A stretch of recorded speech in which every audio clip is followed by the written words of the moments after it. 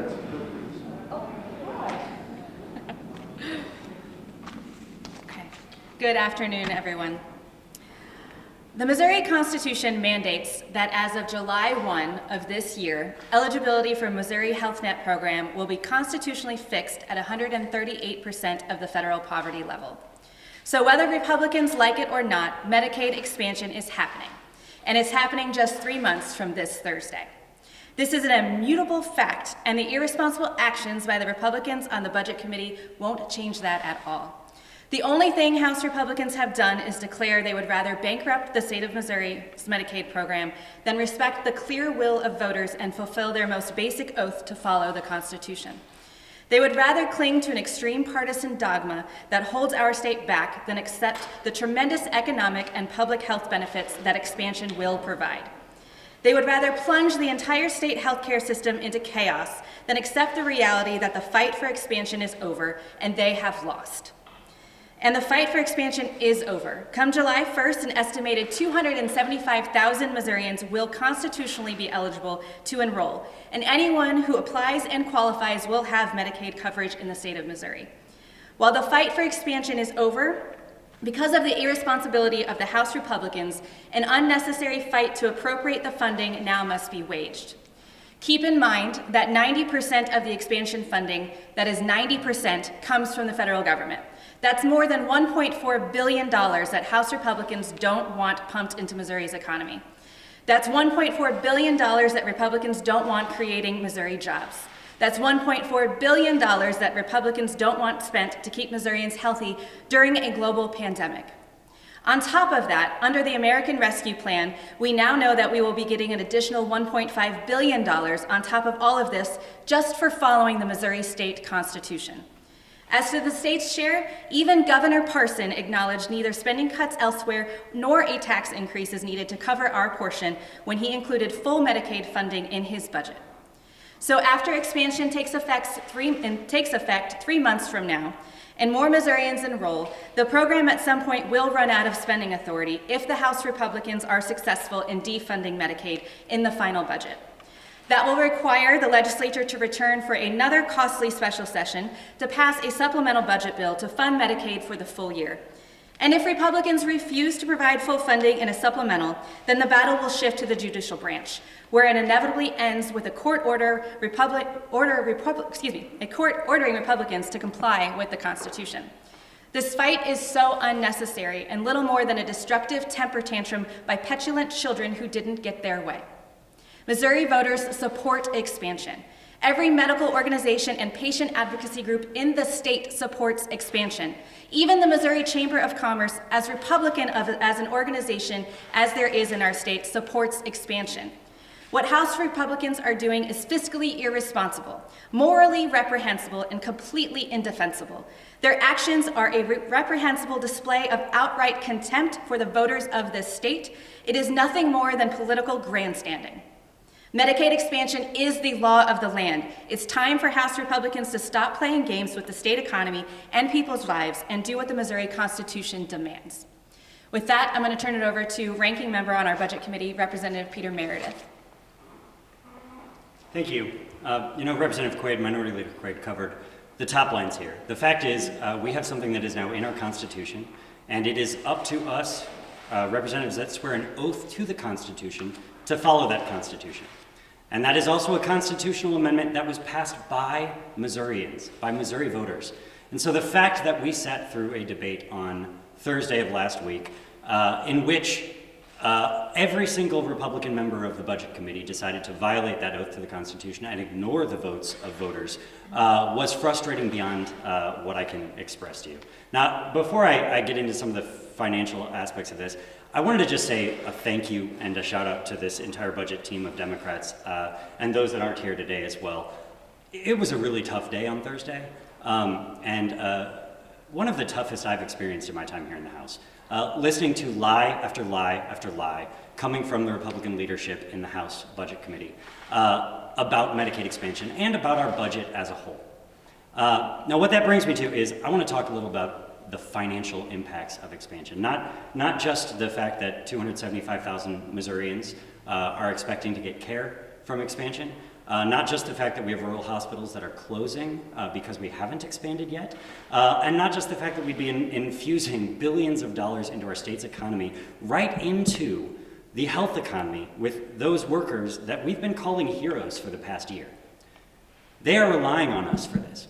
But financially, we are hearing this false narrative, this false choice that is pitting services for vulnerable Missourians on one side against funding for Medicaid expansion on the other. I cannot say in clearer terms that is a lie. The fact is that Medicaid expansion brings more money into our state, and it will actually lead to revenue and savings in future years, as every other state that has expanded has seen, which means those services for vulnerable Missourians will actually be better funded after expansion, and not expanding makes it harder for us to fund those services. So this choice that the budget chairman is presenting, as if in order to protect these services, we can't fund Medicaid expansion, it's just false. It's just false. And there's a reason that every single organization in our state that actually works with these vulnerable populations supports expansion, because they know it will help their clients and help them do their jobs.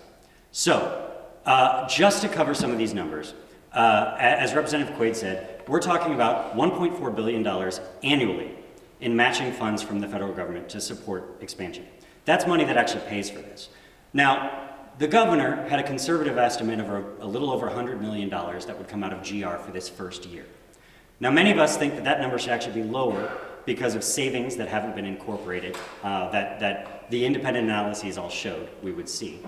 But even if we assume that $100 million is true, and even if we assume that that's a continuing number, the feds are giving us an additional, under the ARP, an additional $1.5 billion over the next 2 years because of expansion.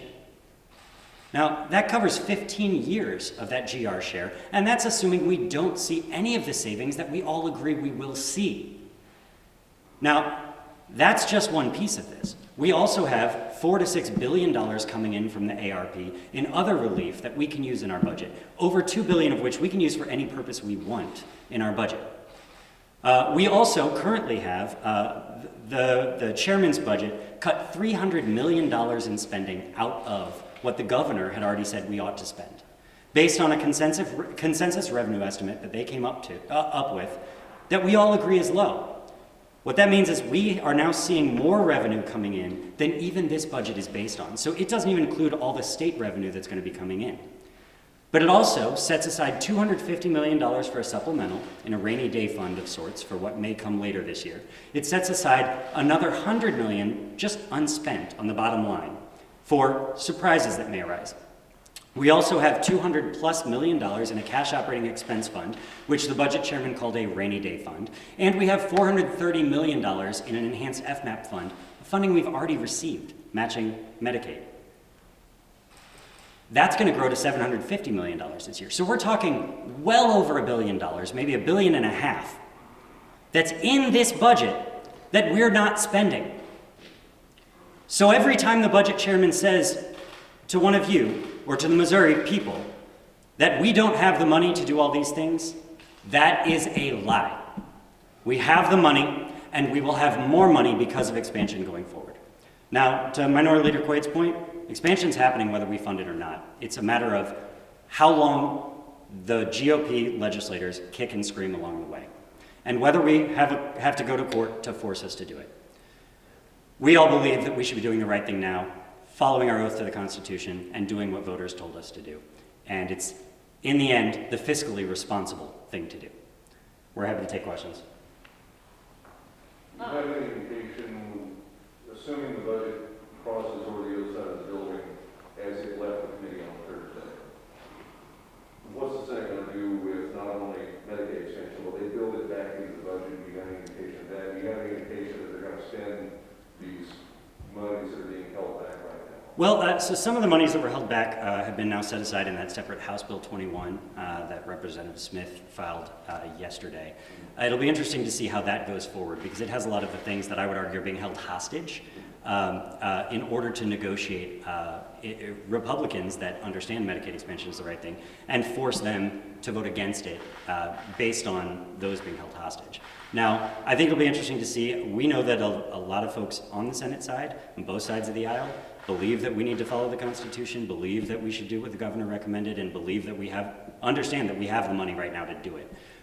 Whether they're willing to fight the fight over there and make it happen, as this is becoming presented in a more partisan way by House leadership, I think remains to be seen. We can't really predict what the Senate does in this place. Can you talk more about this, the items that are in HB 21? I mean, it looks like some of the money from Medicaid expansion is being moved into things that were like just removed at the very same time that HB 20 was rejected. I mean, is that what it looks like to you? Yeah, some of them. And honestly, I'll go ahead and say, it looks like he didn't even include all of those important items that he cut out of the governor's budget. Some of the mental health cuts that he put in there are back in, but not all of them. I think that there's not enough addition of CDS money. They didn't even fully fund the public defender's need right now. So we're still digging through all the details there. But yeah, it looks like it's a lot of the things that the chairman is claiming we don't have the money to fund if we move forward with expansion, and he's trying to pit those directly against each other in that budget bill. And if I may add to that, I think that goes back to Representative Meredith's point that hopefully the Senate they understand and will see through that. The budget chairman is presenting this, that it's Medicaid expansion versus all of those things in House Bill 21, and that's just not true. And so we're hopeful that we'll be able to fund all of those things as well as Medicaid expansion. What do you expect from this week? Obviously, we know the budget's happening this week.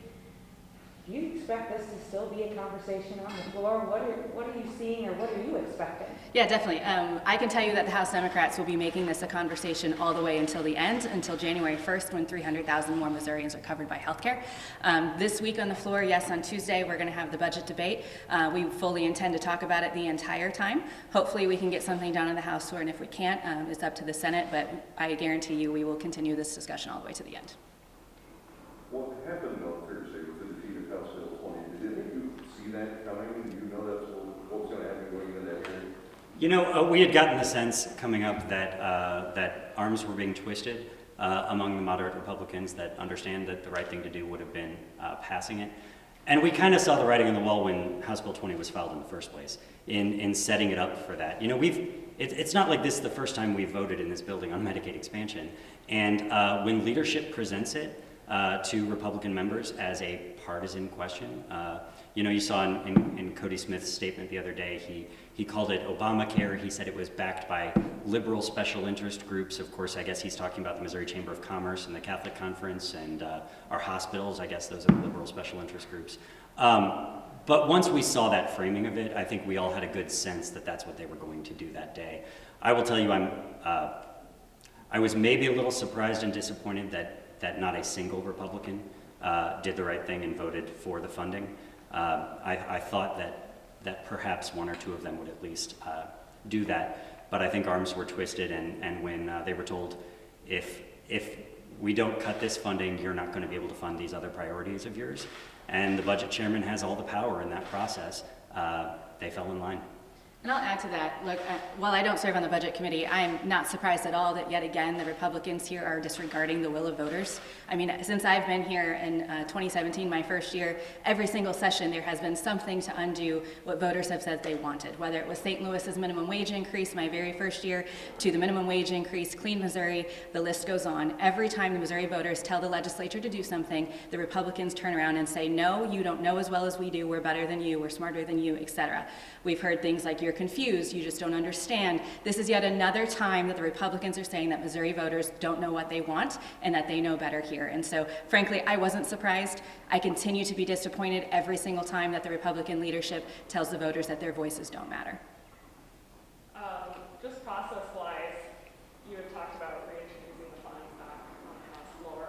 Is that going to go in 3 separate budget bills? Yeah. That would be my understanding, that it would have to go back into House Bills 11, 10, and 5, which really is where it belonged in the first place. The governor put it there for a reason. That's how we do our budget. The fact that we separated it in this other budget bill was really, I think, political partisan games. And putting it back in these budget bills is the way it ought to have been done in the first place. So I would expect that. It may be in 3 separate amendments, but the fact is it needs to go in all 3 bills. I know this is kind of in the weeds, but can you did not come with an appropriation, and, you know, some of them are arguing that even though the eligibility is in the Constitution, the appropriation isn't there, so they're just not obligated to follow through. Yeah, so I think it's an interesting question, but the fact is, it went on the ballot. The court did not prevent it from going on the ballot, and it is now in our Constitution. And to suggest that constitutional language is unconstitutional doesn't really make any sense. You know, what that provision in the Constitution was to prevent was the public just passing a bill at the ballot, a bill that appropriates money. Well, yeah, we would be able to legally ignore that. But nobody would argue that the constitutional amendment couldn't have amended that very language out of the Constitution. So to suggest that they wouldn't be able to also put in something like eligibility requirements for Medicaid in the Constitution just doesn't make any sense to me. I will also say there may be an argument that they don't have to fund Medicaid, but that doesn't give them the ability to differentiate their funding based on eligibility. So the eligibility changes, as Representative Quaid said, those go into effect either way.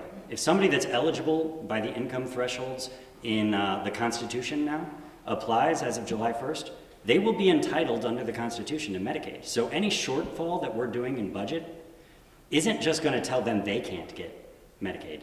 It's going to be shorting the entire Medicaid system. And so we're just underfunding our healthcare system as a whole in their effort to put a show on stopping expansion from happening. Is that what happened here? An effort to defund Medicaid? Ultimately, that's what's happening here. It is defunding Medicaid. I think the effort is explicitly defunding Medicaid expansion, but inevitably by doing that, they're underfunding Medicaid as a whole because of the legal realities. And we'll have to come back and do a supplemental and put the money back in when we get there. I think I would add to that. I think that is the part of this that I think is a little bit confusing and also frustrating when you have this discussion is that we're not debating who's eligible anymore for Medicaid expansion. It's not Medicaid expansion anymore. It's simply Medicaid. This is the Missouri Health Net program now. Regardless of what the Republicans want to believe, this population is now covered. The question at hand is whether or not we fully fund Medicaid.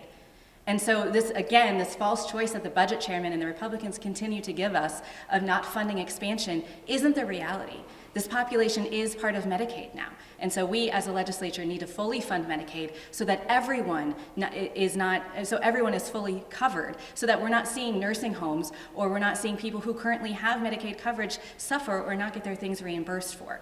Again, the Medicaid population is just Medicaid now, and it's up to us to fully fund that. Former Speaker Richardson has been working for like 2 years to find savings and reforms that will save money on Medicaid. It sounded like Representative Smith said he's still waiting for those. That's why. Do you buy into that? That there's going to be some miracle? Some miracle? No. I think that it's an excuse, is really what it is. They've been saying this all along, that they think Medicaid is inefficient, that there should be all these places we can fix it, but they've spent years running Medicaid in this state. Todd Richardson came in with that specific goal in mind of transforming our Medicaid system in some radical way. Now, yes, there are going to be places that we can find efficiencies, and I look forward to those. We all support those happening. But the reality is there's no magic bullet of transformation that's going to come in and just completely transform what Medicaid looks like in the state. If there was, they would have done it already. And the fact that he's now stepped down from that role without those recommendations even coming forward, I think kind of shows us where we're at with that. So what we need to do is go forward with what the rest of the country is doing, with what's the law of the land now, and what's in our state constitution, and expand Medicaid and provide quality health care for everyone. I would also add, last year, Representative Quaid held a hearing, an unofficial hearing here about the children that were kicked off of Medicaid last year. What that really highlighted was some of the inefficiencies in our Medicaid system. But what the advocates that were talking to us, and this was advocates all across the industry that were talking to us, one of the main things that they said would actually make Medicaid more efficient and reduce some of the bureaucracy involved was expansion. So if anything, I would suggest that expansion is the biggest thing we can possibly do to address some of the inefficiencies in our system and the bureaucracy in our system. Any other questions? Thank you all so much for being here.